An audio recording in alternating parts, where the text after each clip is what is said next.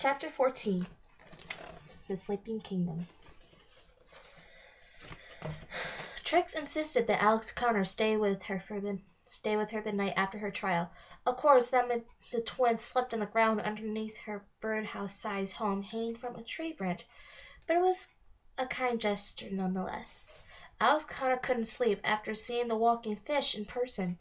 They laid under the stars of the fairy kingdom, most of which were actually just fairies sleeping in mid-air, and let their thoughts wander. I always thought that the walking fish was one of Dad's stories, one that he made up himself, Alex said. I wonder how he heard it. Probably the same way he heard about all the other stories that came from this place, Connor said. But then why wasn't it as well known as Cinderella's or Snow White's stories?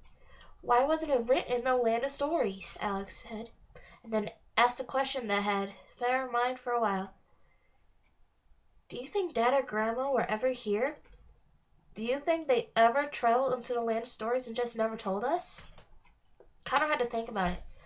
The idea had crossed his mind once or twice before, considering that the land of stories had been in their grandma's and Dad's possession before their grandma had passed them on. Could they just as easily have been transported to this world as Alex and Connor had? And if they had, how did their dad and grandma manage to find a way home? I don't think so, Connor ultimately decided. They loved fairy tales so much. If they ever got here and saw everything we've seen, I doubt they would have left. The next morning, Trix generously thanked them again, and after they shared goodbyes, the twins started their journey into the next kingdom. Sleeping Kingdom, here we come, Alex said. Why do I have a feeling that the spindle is going to be the most difficult item to get? Connor said. Alex opened the journal to see if her brother's prediction was true. The spindle that pricked Sleeping Beauty's finger was the easiest item for me to collect. I had no prior plan of acquiring it and simply pleaded my case to the Queen, and she was very sympathetic. She let me take the spindle on the condition that I would return it to her once I was finished using it. Queen Sleeping Beauty is very wise, especially for someone who had been asleep for a century, and I believe she knew more about what I was after than she was willing to admit. Well, that's lucky, Connor said. I wonder what sleeping for 100 years does to you. Every morning when I wake up for school, after about the 4th or 5th time, I just hit the snooze button. I always think I can sleep for 100 years. I wonder if you wake up super refreshed or if you still be drowsy afterward. That's an interesting thought, Alex said. I wonder if she dreamed about anything. I assumed it would have been a very long dream. The twins had no money left, but claiming to have been separated from their parents, they managed to convince 2 drivers transporting a cart of goats to let them ride into the Sleeping Kingdom. The twins didn't mind sitting in the back with the goats, but the goats weren't thrilled about sharing with the twins. What are you looking at? Connor said to one of them, after it had stared at him for a good half hour.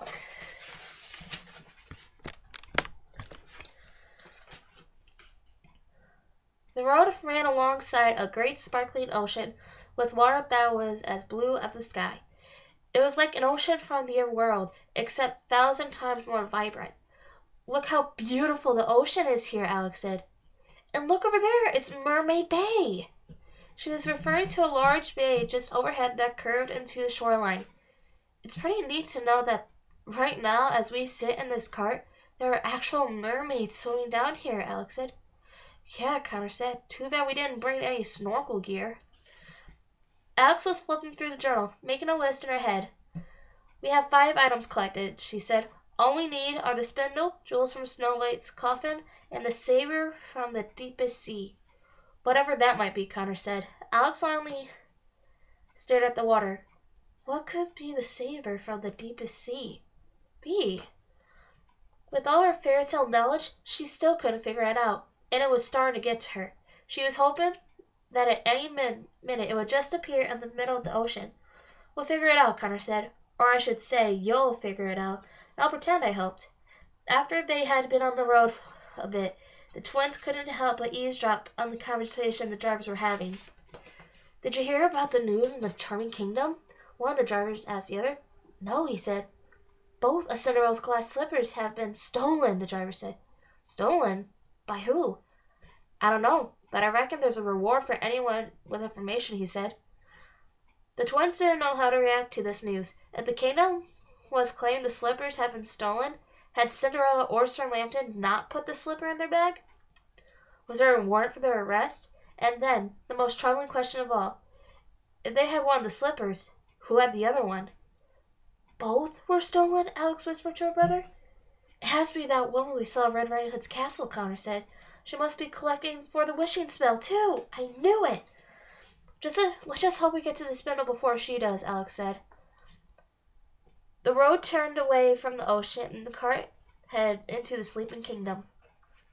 It was a very hilly place surrounded by towering mountain ranges. It was a surprisingly dismal land, although the twins weren't sure what they had expected. All the fields were dry, and all the trees were bare. Everything seemed like it hadn't been alive for a very long time. Why is everything dead? Connor asked. I don't think they're dead, Alex said. I think they're sleeping. Sleeping Beauty's castle was located in the center of a village called Sleepy Valley, and once the twins arrived there and hopped off the cart, they understood how it had gotten its name. The entire village surrounding the castle looked deserted. The twins found a man standing behind the open window of a bakery. He was resting his head on his hand and elbow on the windowsill. He was sleeping, standing up. Excuse me, Alex said, not wanting to be rude and wake him up. Yes, the man asked with his eyes still closed. Where is everyone? Alex said. Resting, the man said with a yawn, and then began to snore. Sure enough, as the twins walked through the village, they could see many other shopkeepers and servants drowsily moving around inside the shops, slowly getting their work done. They all looked as if they were about to fall asleep at any second. I thought the curse of the kingdom had been broken, Connor said. They don't seem to be sleeping because they have to. It looks like they're sleeping because they want to, Alex said. Alex and Connor walked through the sluggish town and found Sleeping Beauty's castle. The castle was a spectacular sight. It was the tallest structure the twins had ever seen. It was made from peach-colored stones, and its many tall towers soared into the sky, with the tallest in the very center. When the twins looked closely, they saw the residue left from the vines that had once grown up the castle walls. There were many vast gardens surrounding the castle, or at least there would have been if anything were alive.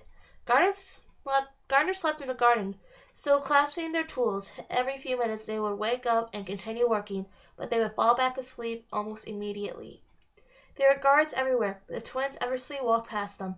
Every once in a while, a guard would open an eye and consider saying something to them, but then decided to go back to sleep instead. They found the main entrance to the castle and entered. They walked down a long hall with a soaring ceiling that led to the throne room. It had white pillars and checkered floor. The ceiling was painted the color of dusk, with vivid pink and oranges. Guards lined the entire room, and they were all entirely unconscious. Standing on the throne ahead of them was a beautiful woman. She was speaking with two men. One was tall and handsome, the other was short and old, with a white beard. The woman wore a tiara made of silver flowers and had long, flowing golden hair. She wore a thin gown, a shade of pale rose, with matching gloves. The twins knew without a doubt that it was Sleeping Beauty. She was speaking with a royal advisor and her husband, King Chase. She looked troubled and in a state of deep contemplation. She was tired too, like the twins' mother looked when there was a lot on her mind. Perhaps we should enforce a law. No sleeping permitted during the day, the advisor said. Absolutely not, Sleeping Beauty said. I will not force something too oppressive on my people. Let us not forget that this isn't their fault. The curse is over, Your Highness, the advisor said. It's time for the kingdom to wake up and see that As far as I'm concerned, the curse is upon us until the day the kingdom is in the exact condition it was before the spell was cast, Sleeping Beauty said. I may be awake, but being asleep for 100 years has taken a toll on them. They shouldn't be punished or held accountable for any of this. Darling, you may have no choice, King Chase said, taking her hands in his. The kingdom is falling apart. There are no crops being grown or business being done. Let me think about this, she said, and let out a long sigh.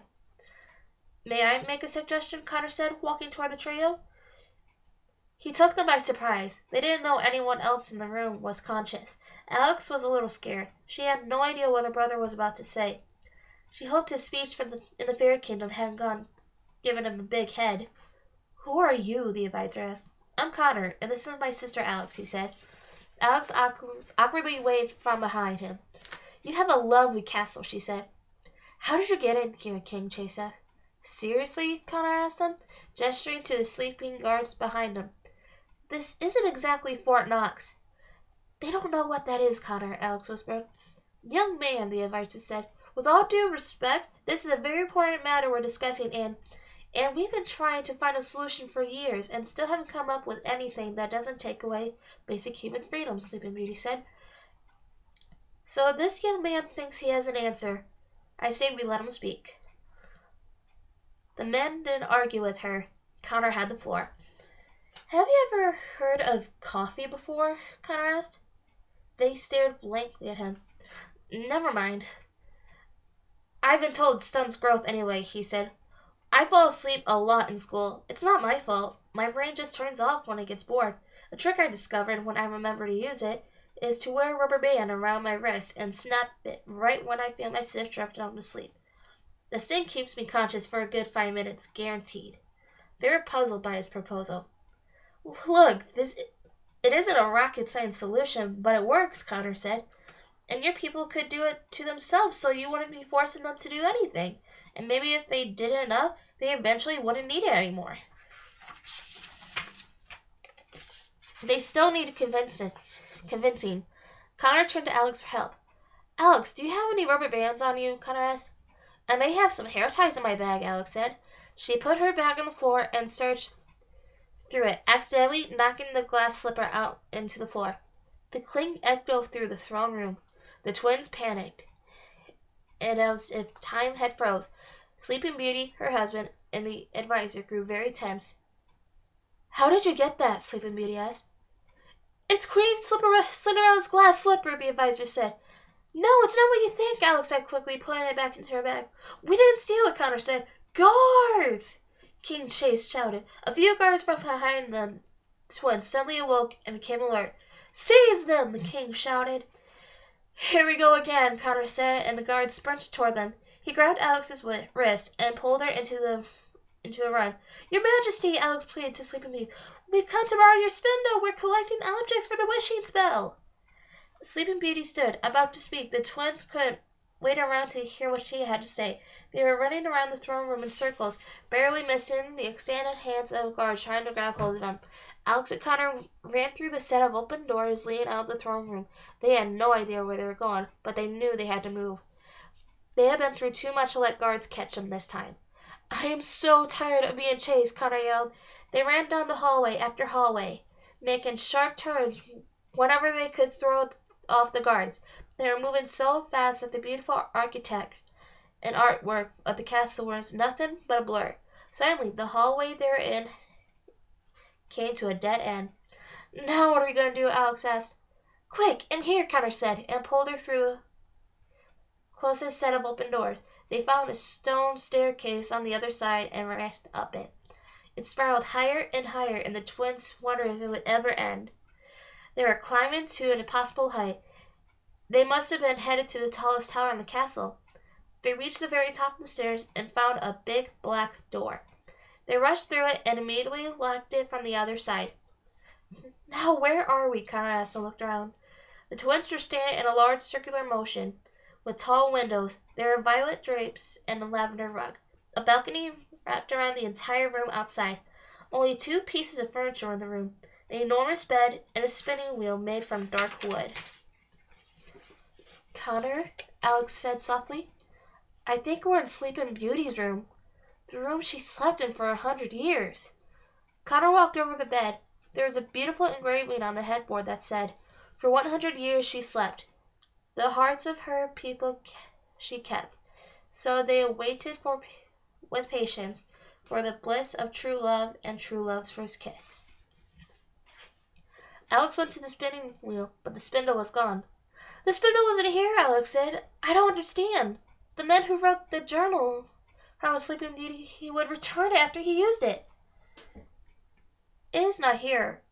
Or did he just return it because the spell didn't work?" Connor asked. The lock on the black door began to rattle as someone from the other side unlocked it. "Hide!" Alex whispered. She and her brother dove underneath the bed. The black door swung open. The twins expected to see clunky boots of the guards, but instead they saw a pair of pink heels. "Is that?" Alex whispered. "Is that what?" "Ouch!" Connor hit his head on the bottom of the bed. "You can come out from there," Sleeping Beauty said. Twins couldn't tell if it was a trap. "I called off the guards," Sleeping Beauty added. "No one is going to hurt you." The twins slowly crawled out from under the bed. "We didn't steal the slipper," Alex said. "It's hard to explain, but I promise we're not thieves." Sleeping Beauty nodded. "I believe you." "You do?" Connor asked. He was stunned. "Because if I were you, I would totally think we're thieves." Sleeping Beauty smiled at them and took a seat on the bed. "So, you two are after the wishing spell?"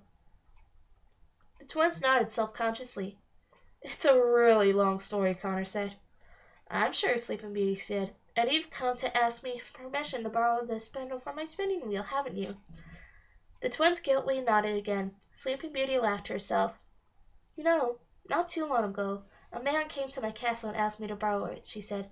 "At first I was completely against the idea, but he convinced me."